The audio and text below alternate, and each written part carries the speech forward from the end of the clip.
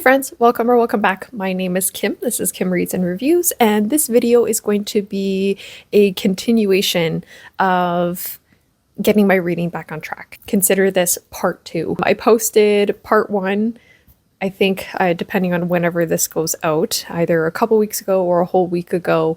And really the whole purpose of it was just to cultivate a little bit more self-awareness around how I'm using my time, I suppose. I found that, I was spending more time just kind of scrolling Instagram than I was reading. And so now I have a few books that I actually, one of which I need to finish by the end of March, and then the second one I'm just motivated to finish it. I have 3 books on the go right now, the 2 that I'm going to be talking about here, and then an audiobook, and that is Mistborn by Brandon Sanderson and The Culture Code by Daniel Coyle. And then the audiobook that I'm reading currently is The Crash by Freida McFadden. So I'll start with talking about The Crash because this has been pleasantly surprising. The last book that I had read by Freida McFadden was The Boyfriend, and I really did not like that at all. And I've heard for some people that Freida McFadden is just kind of like a one-hit wonder. So I was like, oh, is she a one-hit wonder for me? I mean, like, all her audiobooks are available on Everand, so they're just very conveniently available to me. They're quick, so I was like, ah, dang it. But so I went into this one a little bit hesitantly, and it's going quite well so far. And I really think most of it is attributed to the audiobook narrator. Obviously, the story Freida McFadden has crafted has done well, and I'll get to that in a moment. But Leslie Howard, according to her kind of Everand narrator profile, she actually has published books herself, and she also narrated Never Lie by Freida McFadden, and I really liked that book. That was the one book by Freida McFadden that I've enjoyed so far. And let me tell you, she is doing the most, but I am invested in the story. It is working on me right from like literally the first minute of listening to this story. I was like, oh, this narrator is good, and I'm locked in this story. I want to know what's going to be happening. We follow Tegan, and she is pregnant and driving. I mean, based on the synopsis, she's driving somewhere. She crashes her car, and a couple take her in because she's kind of stranded at that point. And this couple is kind of just not as they seem. So that's the synopsis, the long and short of it. The first, I want to say like 8 chapters of this book is not what's in the synopsis, which is really pretty cool. So I can't really share like what's happened so far with Tegan, but I will say that like how she's kind of gotten in her car traveling to where she's wanting to go. Yeah, not in the synopsis, so I don't really want to share too much. However, do look up trigger warnings for this book because there was some content in those first 8 chapters that I think, could be quite bothersome to some people. But now I've kind of gone to the point in the audiobook where she has crashed her vehicle and a man has found her. I don't think he's introduced himself to her yet, but yeah, he's found her, he's dug her out, and he's taking her back to his home where his wife is, so then they can call an ambulance or call the hospital on their landline. Because it's a blizzard, it's a snowstorm, so he couldn't take her directly to the hospital from there. And she's traveling from her city to go and see her brother in a different city. So that's kind of how the stage has been set as far as what the decision was or what had occurred to make her go from point A to point B, getting in the car and driving in a blizzard. That is all stuff that's not in the synopsis, so you have to listen to it or read it to find out. But I do like the setup so far. I think it's going quite well. The other book is Brandon Sanderson, Mistborn. I have been reading this for probably 2 months, and I paused it and am now picking it back up. Lily commented on a few of my videos when I talk about Brandon Sanderson or Mistborn. She's a big fan of his and really says that his plotting is really great. And I was talking about in my recent reads video how I wasn't sure I wanted to continue on with this book. She had commented and said that the second book in the series is kind of has a lot more political intrigue, which I am interested in. Obviously, I just need to finish this book in order to get to that book. In case you don't know what this book is about, essentially we follow Vin and Kelsier. First off, we start with meeting Vin, and she is part of a thieving crew and has Mistborn abilities, or sorry, not Mistborn, Allomancy powers, but she doesn't know that she does. So she's part of this thieving crew, and she has been abused throughout most of her life. So all she knows is to try to make herself small, try to be behind the scenes, just trying to survive. And part of trying to survive is joining this thieving crew. And they don't necessarily treat her the greatest, but it's essentially the only family she's really known. Kelsier ends up discovering her and her allomancy. He is a Mistborn as well, so he has like the full gamut of allomancy powers. Allomancy is where, you know, if you consume certain metals, it gives you specific powers. So, for example, tin enhances your senses, pewter enhances physical abilities, zinc causes an increase in emotions in other people, brass will smooth other people's emotions. There's like a whole bunch of different metals and that have different effects on the person who's consumed them. So Kelsier has a plan for himself and for the people of Luthadel, which is a city in here. And he has joined forces with the Ska rebellion group of people. And the Ska people are oppressed, like severely oppressed, very mistreated in this world. And the oppressive government, we'll say, is the Lord Ruler. Basically different tiers within this society, but Ska people are kind of considered like the lowest of low, and they're treated as such. And the Ska people and Vin has joined Kelsier's kind of group of fellow individuals who have allomancy powers, and they're going to try to overthrow the Lord Ruler. So the stage has been set. Like we got the stage, we got the curtains, we got the lights, we got the cast of characters, and we just kind of keep adding to the stage. And so while yes, the plotting is good within this, I think I'm just kind of ready for something big to happen, because really we've just kind of further gotten to know Vin, Kelsier, the other characters in their group. And mind you that there has been some interesting kind of like developments to the overall story. Like I'm on page 409, which is chapter 25, and something has kind of occurred just in the last chapter where I was like, oh, interesting. Even the last couple chapters, I'm like, oh, interesting. So that's good, because I feel like I haven't really quite had that. I've been like, okay, like, all right, got it. Like, you know, adding it to the repertoire of information for this book and context building, which is all important. But yeah, definitely ready to kind of get it going. And then the third book. Oh, and I just like to finish this by the end of March. I just want to kind of get it done, and I have less than 200 pages left in it, so I believe that I can. And then the Culture Code by Daniel Coyle. This I am reading for work. They were kind enough to buy me the book. I checked before I started recording, but yeah, I'm on page 48.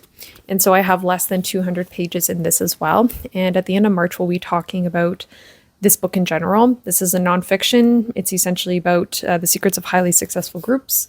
I don't think I'm going to provide too many updates on this, but just so you're aware, this is a book that I'm reading on the back burner. So those are the 3 books I got on the go right now. I think once something substantial occurs within the last 200 pages of Mistborn, I will provide an update, or ideally I'll just finish this, because I'm thinking things are gonna get moving. So that'd be really nice. Hey friends, happy Sunday. It's been an entire week since I've done any kind of check-in on this reading vlog. We got a lot to catch up on. I haven't really done a ton of reading per se, and I was hoping to have finished 1 or 2 of these books by the time today rolled around, but that's just not the case, and that's totally okay. That's all right. My week was interesting. I don't know if I was fighting something off, like I caught something maybe, and maybe my body was just feeling extra tired or something, but oh my God, I was exhausted this week. I don't know what it was. I don't know if maybe the last few weeks are just kind of like catching up with me. My body's just saying, enough. I am tired. But I have not felt that tired in a very long time. It was almost akin to after like a long travel day. Like I remember some days when we were traveling around Europe or even coming back home, I was tired those days. And this week I very much felt that way. Like I was sleeping in basically as late as I possibly could have, and then I'd get home from work in the evening. I'd catch up with my fiance. We'd chat about our days. We'd eat dinner or make dinner. And then by like 8:39, I was getting ready for bed. So I was in bed by 9:30. And I have never really ever gone to bed that early, ever. Like normally I'm in bed by 10:30. And then I'd wake up the next day, still really tired. So sleeping in as late as I possibly could, and then just doing the same thing that day. That was the situation this week. So wasn't a ton of sit down reading time available, but I was listening to my audiobook on my drives, which was good. So we'll hop into talking about that. I only have about 3 hours left of this audiobook. It's going so well so far still. I wouldn't say that I'm like on the edge of my seat, but I'm definitely like on the cusp. I'm kind of like, I'm ready for whatever's to come. Like the tensions are definitely rising at this point. I don't know how to describe what's going on in the book without spoilers or anything like that, but really the synopsis of the book is really like, it's suffice for you to know going into this. And the audiobook narrator, still doing so good. I'm a Leslie Howard fan, like stan fan, whatever you want to call me. I am going to probably listen to all the audiobooks that she narrates. And it's interesting because when an audiobook narration is so good that it makes me more invested in the story. And it just makes me think sometimes about how if I were reading this book with my eyes, would I be enjoying it as much? And obviously when I'm listening to an audiobook, I am trying as best I can to pay attention to the writing, I suppose.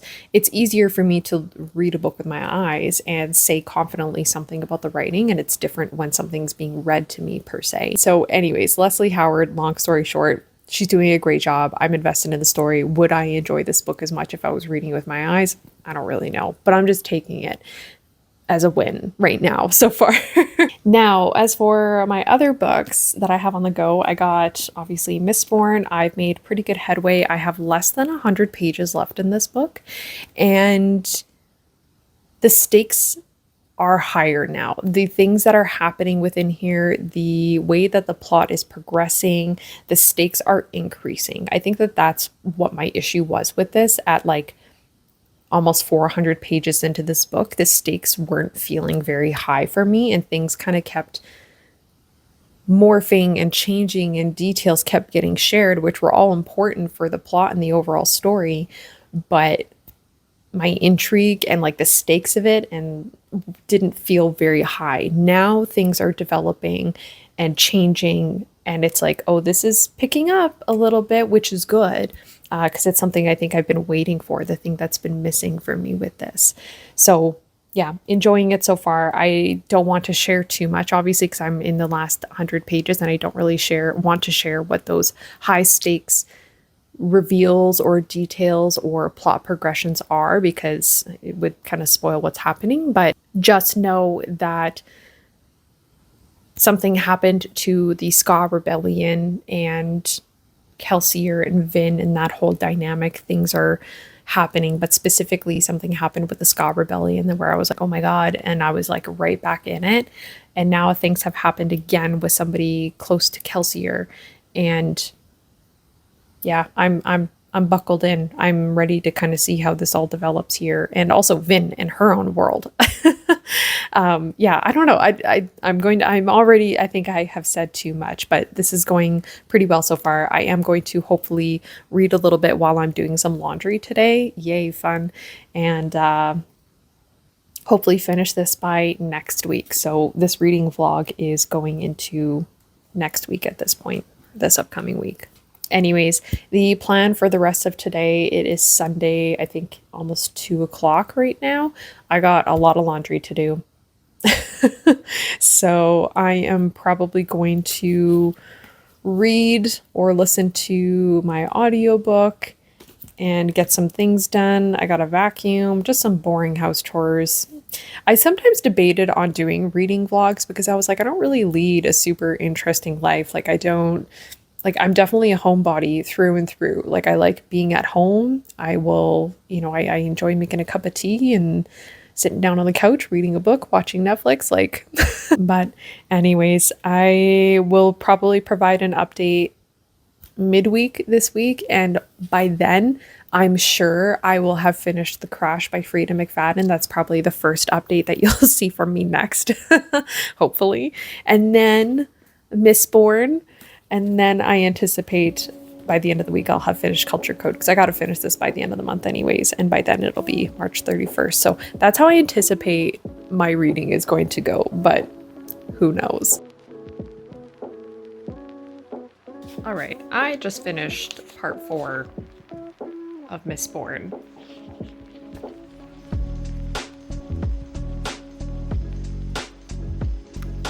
What? I am just really, really shocked. How is the story supposed to go on? I'm very shocked at what I just read. Like, really, truly, what? Don't even know that I want to like continue reading it for the day, because I'm just like, I need to like process what occurred. Like, I'm just kind of confused, because like something intense just happened, like really intense, that could change the way, that really changes like the rest of the story. I was not expecting something like that to happen.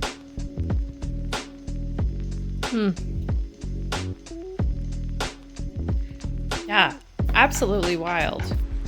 All right, well, I don't know that I'll pick this back up today. I'm just absorbing everything. I don't know. Okay, anyways,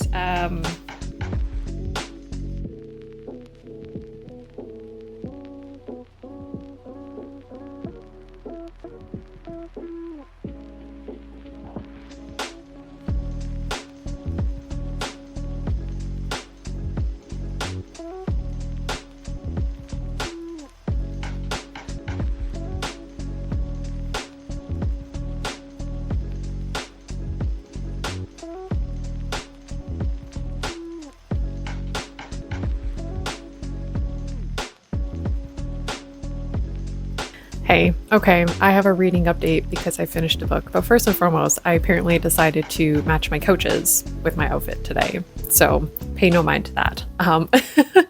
However, I finished The Crash by Frida McFadden, and I think I'm going to land on like a 3.25 or 3.5. Ultimately, it's like basically the same rating, but somewhere in there, like a mid 3. This was a pretty decent suspense. This is definitely isolated in its setting and the confines of like where the story happens and takes place, which I think if I was reading it with my eyes would have had an impact on like my investment potentially within the story. I wouldn't say that the plot doesn't progress or limps along or anything like that. It's a very confined setting.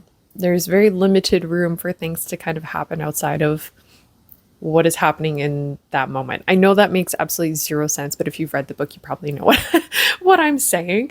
But anyways, it's a very isolated setting throughout this entirety of the book and doesn't leave a lot of wiggle room for things to happen elsewhere. That's what I'll say. I also want to make note that obviously I mentioned I listened to this on audio, but I don't know if you guys find the same, but I find listening to audiobooks and like reading books with my eyes are two entirely different experiences. Like when I am picking an audiobook to read, I'm being very picky because I know that my auditory comprehension differs from my reading comprehension with my eyes. Because when I'm reading a book with my eyes, I can often be able to note things like the writing style and things like that. Whereas when I'm listening to it, I can't quite pick up on that as well. Even at work, I will say, like, or just generally in my life outside of the bookish realm, if people are giving me verbal instructions or telling me something or trying to explain something to me, God forbid at game night when game rules are being explained, I either have to do the thing to learn it, like at game night, or write down what somebody is telling me to do in order to really retain it. And that's why I think like audiobook listening is a little bit different for me because yeah, I don't know. I'm pickier with the books that I choose to read on audio because I know this about myself. I've known this about myself for years. And one thing that really helps with audiobook listening for me is the narrator or narrators. The narrator for this book, incredible. I just want to like drive that home that Leslie Howard did such a good job narrating this book. I was invested the entire time. I was engaged. She did such a great job. She's really a large reason as to why I continued to listen to the story and my investment in the story and what was going on. As far as how everything transpires in this book, I found that the stakes to be pretty high within the book itself and like what's going on. Stakes are high.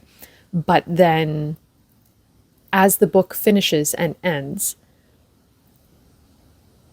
the stakes kind of, I don't know, how it ends and wraps up doesn't really quite match the intensity of what was going on all the time, which is fine. That's okay. But it just kind of seemed like it was almost like, I feel the same way about how this ended, like a Middle of the Night by Riley Sager. Like it just ended in a very expected way, kind of like a very human way as well. Yeah, it wasn't super like out of pocket or really surprising like Neverlie. It was just like, yep, here's the ending. Here you go.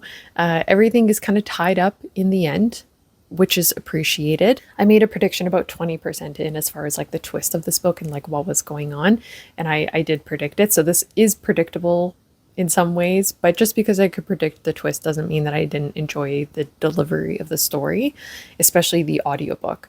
But I just don't know how my reading experience or my rating would be if I read this with my eyes. I feel like it would be a little bit different.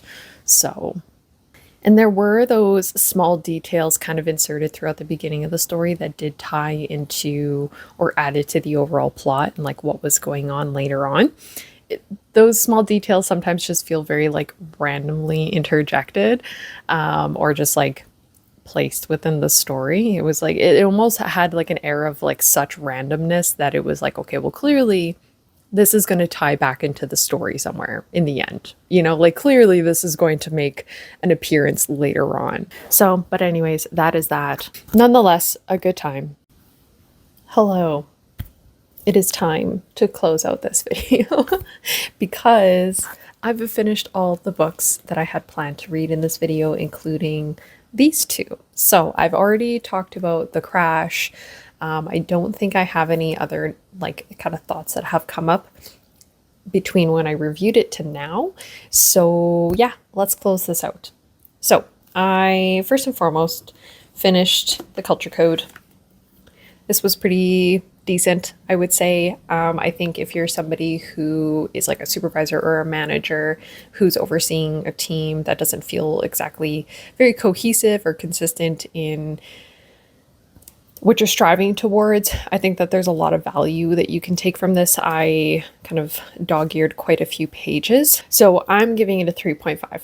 I thought it was fairly solid. Some of the biggest takeaways from this for myself is creating safety within teams, and a safe environment to me in my mind includes a safe environment to make mistakes, to learn, and oftentimes those two things go hand in hand. Safe to be vulnerable and say, I need help with something, or I don't really quite know what I'm doing with this. Some vulnerability within a team is really good, especially if you work very closely together. I thought that those concepts specifically really stood out to me. Now on to Mistborn by Brandon Sanderson. So yay, rejoice, I finished this. I think I started this when did I start it? I actually don't really remember. I wrote out a review on Storygraph. I'm like looking at my computer because to reference my notes. But like I said, I started reading this earlier this year and then I paused to just take a break from it, take a step away from it because it just wasn't really working for me at one point. And I paused, read a few other books in between, came back to it when I was in the mood for the fantasy world itself. And I'm happy I didn't DNF this. I am very pleased that I didn't. The stakes got extremely high in the end, and my enjoyment of the story and following along with the story really, really increased. I definitely wanted to keep reading. In fact, I could not read quick enough in the last 75 pages or so. I was definitely shocked at the way that this book had developed, especially at the end of part 4. I had no idea how this book was going to go on. I really, truly stopped reading it for that evening because I just had to absorb what had happened and what it all means in everything and kind of make my own thoughts and theories about how this was going to close out. Not that then the story needed me to make theories or anything like that, but I was definitely just kind of like so surprised by what had occurred. Overall, I thought the world building within this book was really good. In my own opinion, I mean, I don't gravitate towards fantasy all the time, but as the occasional fantasy reader, I thought it was pretty decent. I really liked the Allomancy magic system in here, if we want to call it that word, but the magical abilities of the Mistborn individuals and people who have Allomancy powers. I thought it was so neat and really well constructed. I appreciated the explanations throughout the book. Like, I thought Sanderson timed the information given to the reader very well. Like, at no point did it feel like it was info dumpy. Vin's character development was pretty decent as well. There were times where I felt that there was a little bit of telling rather than showing, but I appreciated her character arc throughout the entire story. Nonetheless, I think that that was really well paced and I appreciated that part of the story. So with all of that being said, I think that there's definitely something about this story though that didn't fully engage me, and I can't really necessarily pinpoint what it was. Like, world building, great. I was in it the entire time. I could visualize everything going on very well. I was keeping up with everything going on. The characters within the story, they all felt very individual from each other and very endearing and lovable in their own ways. The enemies within the story, they also had some complexity to them. I appreciated how the character pieces of everything kind of ended, but again, something about this just didn't fully engage me. Like I said, I took a break from reading this and came back to it, which is fine. I don't always actually do that with my books. More often than not, when I put a book down and I say I'm going to come back to it, I never do. And this is the first book where I think I've done that, where I put it down, came back to it, and actually finished it. I don't know. I am intrigued to read the next book in the series, and I think if I feel the same way about book 2 within the Mistborn trilogy, I think I'll just stop reading it at that point. So yeah, that's that. As far as the purpose of getting my reading back on track, it is currently the end of March, and I have officially, let's see how many books I have read. Now, my goal is to read about 1 book a week, and in March I read 6 books, which I'm pretty happy about. I think, yes, the last couple of weeks have been really, or even a few weeks have been really good for my reading. This reading vlog being over the span of 2 weeks. And so the whole purpose of it is like getting my reading back on track. And I think cultivating awareness around my social media usage is great. However, it is a never-ending battle for sure. I definitely doom scrolled, which I am not proud to say, for a period of time. And, yeah, that's not good. So the ever battle with social media continues. And again, it's not like, I don't ever want to make it sound like it's a huge problem or anything like that. It's just I'm being more mindful of how I can utilize my time, and doing something I enjoy, such as reading, is pretty decent. But, overall, this vlog I think is, would people consider it a flop that I gave every book I read in this vlog 3.5? I don't know, I'd say that's consistent. 3.5 is not a bad rating. I would definitely recommend all the books that I had read in this video. That's better than doing a reading vlog where everything is like a DNF or a 1 star or 2 star. Just like I absolutely hated everything. But, you know, I took the time to record this, so it's going out there. You know, I'll continue to do some reading vlogs. I enjoy I think I'm in my season of reading vlogs, even though they may not be the best reading vlogs out there or anything like that. But like I'm just enjoying that they're helping hold me accountable to reading and like providing updates at the same time I'm making content. And it's just been a source of good creativity for me and just, you know, something to add to a hobby that I really enjoy doing. So we're going to continue on with this. You'll see episode 3 whenever episode 3 comes out. Because yeah, ideally I'd like to get through an entire reading vlog where I finish a handful of books, whatever the case that may be, 1 or 2 books, and where I don't doom scroll at all, because these last couple weeks I was unsuccessful in that for sure. So until next time, I suppose, I hope you're enjoying what you're reading, and I will see you in the next video.